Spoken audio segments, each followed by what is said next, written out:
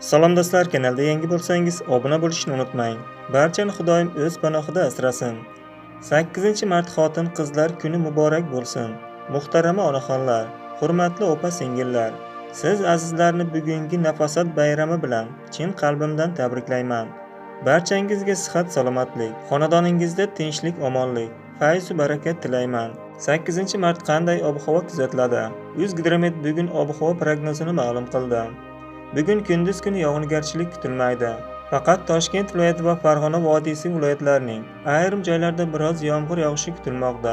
Shamol 7-12 metr/sekund tezlikda esadi. Ba'zi joylarda 17-22 metr/sekundgacha kuchayadi.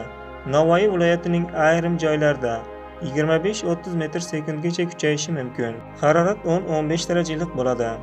Tog'li hududlarning ba'zi joylarida yog'ingarchilik qorga aylanishi kutilmoqda. Tuman tushadi. Qor ko'chish xavfi bor.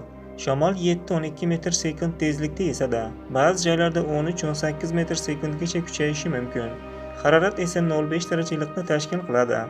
Bugun barchaga a'lo kayfiyat tilaymiz. Salomat bo'ling.